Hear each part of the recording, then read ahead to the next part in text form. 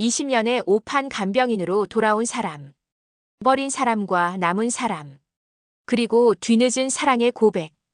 프롤로그 이름을 다시 듣는 순간 병실 문이 열리는 소리는 늘 그렇듯 무심했다. 강호진 환자분, 새로 오신 간병인입니다. 하얀 형광등 아래 남자는 서 있었다. 마른 어깨, 조용한 눈빛, 단정하게 눌러쓴 모자. 그리고 그가 입을 열었다. 오랜만입니다, 회장님. 그 한마디에 침대 위에 노인이 굳었다. 이름 대신 불리던 호칭. 책임과 권력의 상징이자 한 사람의 인생을 짓밟던 단어. 선우야. 20년 전 그가 가장 잔인한 방식으로 버린 사람. 한순간의 오판으로 회사에서 내쫓고 자신의 인생에서 완전히 지워버린 이름. 이선우. 그가 지금 이 병실에서 간병인으로 다시 나타났다. 제일 막 버린 사람, 그리고 버려진 날. 1. 겨울 아침 비서실. 효과음 사무실 전화벨, 종이 넘기는 소리. 20년 전 겨울, 강호진은 잘나가는 중견기업 강신물산의 대표였다. 언론은 그를 자수성가 신화 현장의 CEO라 불렀다. 그 곁에는 항상 한 사람이 서 있었다. 이선우. 30대 초반, 눈에 띄지 않으려 애쓰듯 단정한 정장과 깔끔한 글씨, 조용하지만 놓치는 것이 없는 비서. 대표가 무심코 흘린 말도 기억하고 업무가 끝난 뒤에도 회의록을 정리해 이메일로 보내던 사람. 선우 씨, 오늘 저녁 약속 뭐지? 7시 중소기업 중앙회 회장단 만찬입니다. 그 전에 5시에 은행 담당자 면담이 있고요. 회의 자료는 이미 차량에 실어두었습니다. 호진은 그가 곁에 있으면 일이 술술 풀리는 기분이 들었다. 역시 우리 선우 씨가 없으면 내가 어떻게 회사를 하지? 농담처럼 던진 말이었지만 선우는 그 말을 기억했다. 아주 오래, 아주 깊게. 이 위기의 냄새. 모든 것이 잘 흘러가던 어느 해, 강신물산은 신규 사업이라는 이름으로 위험한 투자에 손을 댔다. 가족들은 말렸다. 당신, 이 나이에 모험은 너무 위험해요. 아버지, 이미 우리 회사는 안정기에 들어갔어요. 괜히 신사업했다가. 그때마다 호진은 씁쓸하게 웃었다. 난 아직 끝난 줄 모른다. 지금이 아니면 나한테 두 번째 기회는 없어. 하지만 시장은 냉정했다. 거래처 하나가 무너지자 줄줄이 도미노처럼 계약이 끊겼다. 어느 날부터인가 회사 주변에 수상한 그림자가 맴돌기 시작했다. 언론 기자들이 갑자기 재무제표와 하도급 구조를 집요하게 물어보고 알 수 없는 곳에서 내부 자료 일부가 흘러나갔다는 소문이 돌았다. 대표님, 누가 내부 정보를 빼돌리고 있는 것 같습니다. 재무이사가 말했다. 문건이 외부 컨설팅 회사까지 흘러갔더군요. 누군가 안에서 자료를 줬습니다. 내부 배신자. 그 단어는 호진의 머릿속을 멍하게 만들었다. 3. 잘못 향한 화살. 효과음 회의실 문이 쾅 닫히는 소리. 문제가 터진 날, 임원회의실은 숨이 막힐 듯 무거웠다. 외부 유출 가능성이 있는 문건 목록을 가져와 봐. 기획팀장이 떨리는 목소리로 말했다. 대표님, 유출된 걸로 파악되는 파일들은 대부분 대표님 비서 PC에서 마지막으로 열었습니다. 모두의 시선이 한 사람에게 쏠렸다. 이선우. 선우 씨, 당신이 이 자료들 열람했나? 네, 대표님 결제 준비 때문에. 하지만 이 파일들 밖으로 나간 적 없나? 없습니다. 제 계정으로는 절대. 그러나 이미 분위기는 기울어 있었다. 대표님 죄송하지만 접속 기록상으로는 이선우 씨 계정에서 외부 IP로 자료가 전송된 흔적이 있습니다. 보안팀장의 말. 사실 그날 새벽 야근을 마치고 자리를 비운 동안 선우의 자리를 누군가 슬쩍 다녀갔다는 사실을 아무도 눈여겨보지 않았다. 늘 열려있던 비서실 문, 누구나 오고 갈 수 있던 작은 공간. 그 작은 틈이 누군가에게는 기회가 되었다. 하지만 그 순간 호진에게 보인 건 로그 기록뿐이었다. 대표는 손에 쥔 펜을 꺾으며 말했다. 선우 씨 일어서. 선우는 조용히 일어섰다. 예, 대표님.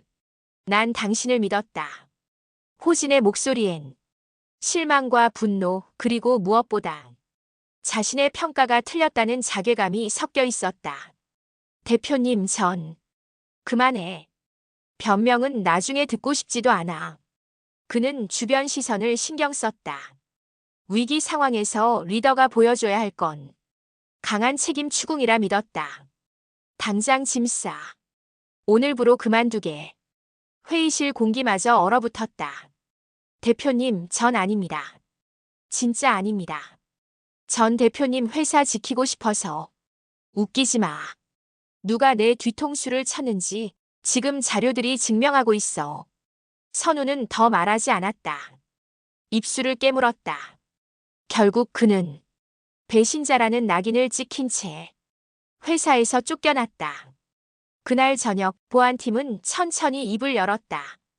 대표님, 혹시 장남분이나 사위분 중에 이와 관련된 무언가를 아시는지. 지금 우리 가족을 의심하는 거야. 그 한마디에 보안팀장은 더는 말을 잇지 못했다. 버리는 사람, 버려지는 사람. 회사를 떠나는 날 비가 내렸다. 선우는 작은 종이박스 하나에 자신의 물건을 담았다. 컵 하나, 메모지가 적힌 공책 2억 원, 대표가 출장지에서 사다 준 볼펜 세트. 건물 입구에서 그는 한번 돌아봤다. 유리창 너머로 보이는 대표실. 그 안에서 전화를 붙들고 다급히 서성이는 호진의 모습이 보였다. 대표님. 불러보려 했지만 목소리가 나오지 않았다. 대신 마음속에서 다른 말이 올라왔다.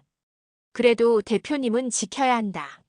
선우는 자신의 억울함을 호소하기보다 회사와 대표의 이름이 더 욕먹지 않기를 바라는 어리석을 정도로 충직한 사람이었다. 그렇게 그는 아무 말도 남기지 않고 회사와 그리고 호진의 인생에서 사라졌다. 제일 막 끝에 작은 반전 독자에게만 보이는 진실.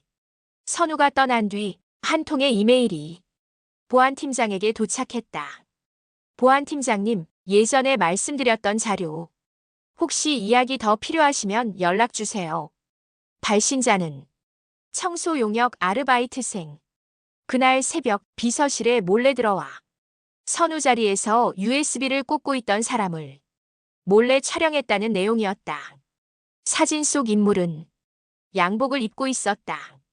얼핏 보기에도 단순 직원이 아닌 꽤 높은 사람의 기운. 보안팀장은 사진을 확대하다가 손을 떨었다. 대표의 장남 강도윤. 이걸 대표께 바로 보여드려야 하나. 그러나 그때 이미 회사 전체가 위기 수습 모드였고 대표는 외부 로비와 재무 구조 조정에 정신이 없었다. 지금 이걸 들고 가면 대표님 마음만 더 무너지실 텐데. 보안팀장은 그 사진과 메일을 개인 폴더에 따로 저장해 두기만 했다. 상황이 안정되면 그때 말씀드리자. 하지만 그때는 끝내 오지 않았다. 그렇게 진짜 배신자와 억울한 사람이 뒤바뀐 채로 20년이 흘러갔다. 제2막 간병인으로 돌아온 사람. 1. 다시 마주한 눈빛. 효과음 병원 기계음, 산소 포화도 삑삑 소리. 지금 70대 중반이 된 강호진은 병원 침대 위에 누워 있었다. 신부전과 당뇨, 그리고 수술 대신 약으로 버티는 암. 그의 곁에 남은 건 비싼 병실과 가끔 들르는 가족들, 그리고 차갑게 갈라진 유산 이야기뿐이었다. 그때 새 간병인이 들어왔다. 조용히 발걸음을 옮겨 침대 옆으로 다가와 이불을 정리하는 손등에 난 얇은 흉터가 어디선가 본 듯했다. 혹시 불편한 곳은 없으십니까? 낯설지 않은 말투. 실수가 없는 존댓말. 이름이 뭐라고 했지? 이선우입니다. 시간이 거꾸로 흘러가는 듯 했다. 회의실. 부서 직원들 앞. 오늘부로 그만두게. 배신자는 다시 보고 싶지 않다. 20년 전 자신이 내몰았던 사람의 이름. 내가 어떻게 여기 간병인 일을 하고 있습니다. 환자분들이 이름을 잘 기억 못하셔서 제가 이렇게 인사드리면 대부분 그냥 웃으십니다. 선우는 마치 처음 보는 사람처럼 아주 예의 바르게 웃었다. 아무 일도 없었다는 듯. 처음 일주일 동안 선우는 그저 직업적 거리를 유지했다. 약을 챙겨주고 식사를 돕고 밤에 화장실에 가려 할 때는 먼저 일어나 부축했다. 등 좀 두드려 드릴까요? 응 그래. 아픈 노인에게. 간병인은 가족보다 더 오래 곁에 있는 사람이다. 그러나 그 시간 내내 선우는 과거 이야기를 단 한 번도 꺼내지 않았다. 선우야, 너 그때 식사 먼저 하시죠. 약이 곧 들어옵니다. 호진이 머뭇거리며 과거를 열려할 때마다 선우는 조심스레 화제를 돌리거나 시간이 없다며 움직였다. 마치 이렇게 말하는 것 같았다. 우리가 공유해야 할 건 지금의 병실이지 20년 전의 회의실이 아닙니다. 그러나 그 침묵이야말로 호진을 가장 괴롭게 했다. 3. 가족의 민낯. 어느 날 장남 도윤이 병실에 찾아왔다. 아버지, 좀 어떠세요? 살았지 뭐. 아버지, 그 유언장 말인데요. 또 그 얘기냐? 도윤은 간병인 쪽을 대충 훑어보고 대놓고 아버지에게 말했다. 저 솔직히 말할게요. 지금 아버지 상태에서 재단이니 기분이 그런 거는 현실적이지 않아요. 회사를 지키려면 우리 가족부터 안전해야죠. 유산을 쪼개서 사회에 돌릴 여유는 없습니다. 그 말에 침대 옆에서 약 컵을 들고 있던 선우의 손이 살짝 떨렸다. 그러나 그는 아무 말도 하지 않았다. 도윤은 계속 말을 이었다. 그리고 요즘 간병인도 사고가 많대요. 재산 관련된 문제도 있고. 아버지, 사람 너무 믿지 마세요. 특히 예전 직원이셨다면서요. 누가 그랬냐? 아버지, 비서였단 사람이라며요. 그럼 내부 사정도 잘 알 텐데. 그때 선우가 조용히 말했다. 걱정해 주셔서 감사합니다. 하지만 저는 환자분 개인정보나 재산 관련해서 관여할 수 있는 위치가 아닙니다. 그쪽 이름이 뭐라고 했죠? 이선우입니다. 잠깐의 정적. 도윤의 얼굴이 미세하게 굳었다. 아, 그래요. 뭐 잘 부탁드립니다. 하지만 병실 문이 닫히고 나자마자 도윤은 복도에서 전화를 걸었다. 형님, 이선우라는 사람이 와 있습니다. 20년 전에 아버지가 잘라낸 비서요. 네, 그 사람 맞는 것 같습니다. 찾아보죠. 혹시 모르는 일이니까. 4. 간병인 그리고 환자. 선우는 호진의 물을 갈아오고 담요를 덮어주며 언제나 일정한 거리 이상 다가오지 않으려 했다. 그러나 새벽이 되면 달라졌다. 효과음 병실 창밖으로 들리는 희미한 새벽 기계음. 하루를 버티고 지친 노인의 눈빛은 새벽이면 어린아이처럼 흔들렸다. 선우야. 네, 회장님. 나. 이제 얼마 안 남았지. 그건 누구도 모르는 일입니다. 의사는 알더라. 조용한 웃음 뒤에 호진이 입을 열었다. 미안하다. 긴 침묵. 선우는 일부러 아무 말도 하지 않았다. 그저 두 손으로 물컵을 감싸쥔 채 결을 만지작거렸다. 미안하다, 선우야. 그때 난 대표님. 처음으로 선우가 20년 전 호칭을 꺼냈다. 그날 저도 아무 말 안 했습니다. 억울하다고 소리도 안 질렀고요. 그건 제 선택이었습니다. 선택? 네. 제가 침묵하면 대표님이 저를 믿었던 시간들이 조금이라도 덜 더러워질 것 같았습니다. 호진의 눈에 물기가 맺혔다. 그래도 넌 억울했을 텐데. 억울했습니다. 정말 많이요. 선우는 웃었다. 그래서 저도 많이 미워했어요. 대표님이 아니라 대표님을 그렇게 만든 세상과 대표님을 지키고 싶어 하던 제 자신을요. 오, 제2막 중반의 반전 저는 도망치지 않았습니다. 며칠 뒤 호진은 기침을 하다가 피를 토했다. 응급처치 후 선우가 지친 얼굴로 창가에 기대 서 있었다. 선우야. 네. 넌 왜 이렇게까지 하냐? 나 같은 사람한테 도망쳤다고 생각하시죠? 뭐? 그날 회의실에서 쫓겨난 뒤 제가 도망쳤다고 생각하셨죠? 억울하다고 떠들지도 않고 항의도 안 하고. 전 도망치지 않았습니다. 선우의 눈빛이 처음으로 날카롭게 빛났다. 그날 밤 바로 대표님 자택에 찾아갔었습니다. 뭐라고? 혹시 기억 못 하실 겁니다. 이미 가족회의 중이었으니까요. 20년 전 그날 밤 비를 맞으며 호진의 집 앞에 서 있던 사람. 문 앞에서 멈춰 섰다가 결국 초인종도 못 누르고 돌아간 그림자가 어렴풋이 떠올랐다. 그게 너였어? 네. 말하고 싶었습니다. 제가 아닙니다라고. 진짜 범인이 누구인지 까짓것 밝힐까도 생각했습니다. 그럼 왜? 대표님이 거실에서 이렇게 말하셨습니다. 선우는 낮게 읊조렸다. 배신자는 가족이 아니었으면 좋겠다. 그 말 한마디에 선우는 돌아섰다고 했다. 대표님의 그 말이 저를 막았습니다. 그 순간 사진을 꺼내 들고 대표님, 이 사람이 진짜 범인입니다. 라고 말할 수가 없었습니다. 그럼 그 사진이 보안팀장이 갖고 있었습니다. 그 사람 끝까지 저에게 미안해했어요. 호진의 손이 떨렸다. 도윤이냐? 내 아들. 그때는 말할 수 없었습니다. 대표님 표정을 보니까요. 가족만은 아니라면 좋겠다고 진심으로 바라고 계셨어서요. 제3막 마지막 반전, 뒤늦은 사랑의 고백. 1. 진실의 문이 열리다. 며칠 후 병실로 한 여인이 들어왔다. 보안팀장이었던 사람의 부인이었다. 대표님. 아니, 회장님.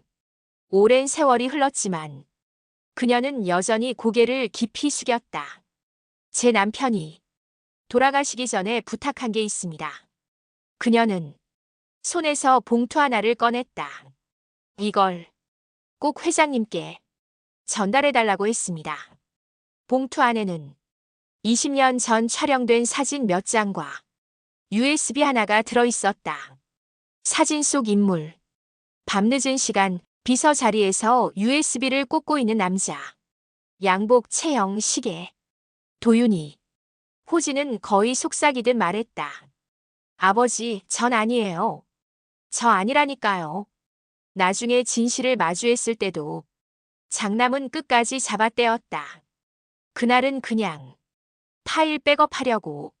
하지만 USB 속 로고와 메일들, 외부 컨설팅 회사와의 주고받은 기록은 모든 것을 증명하고 있었다.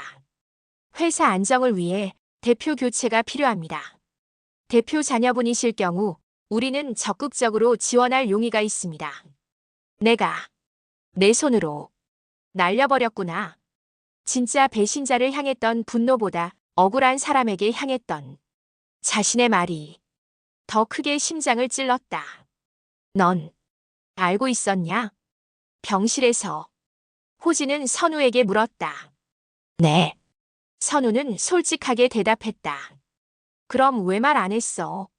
말했더라면 대표님은 어떤 선택을 하셨을까요? 당연히 도윤이를. 회장님은 가족을 버리셨겠습니까?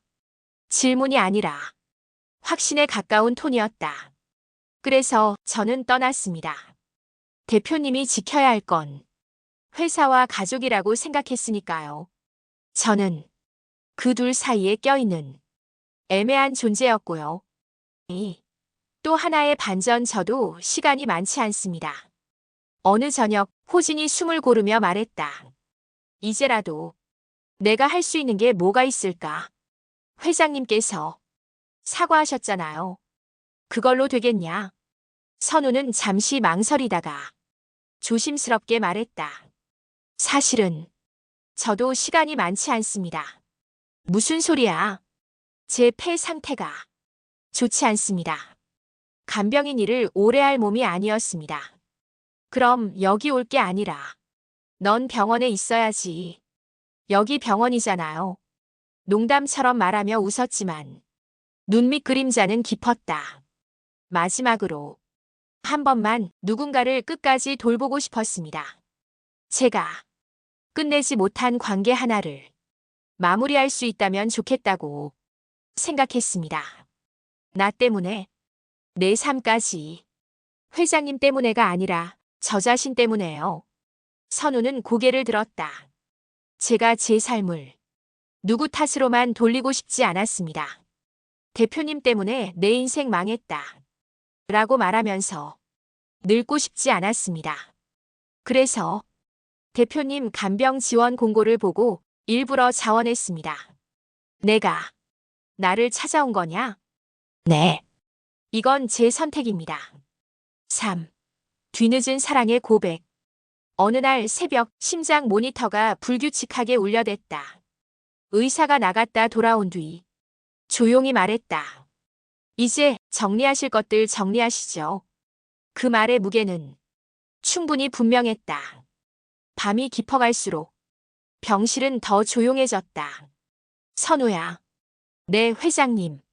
내가 너한테 한 번도 제대로 된 말을 못한 것 같더라. 어떤 말이요? 고맙다. 미안하다. 그리고 그는 숨을 가다듬었다. 사랑했다. 선우가 순간적으로 눈을 크게 떴다. 너를 사람으로서, 내 옆에서 같이 뛰어주는 사람으로서 정말 많이 의지하고 좋아하고 사랑했다.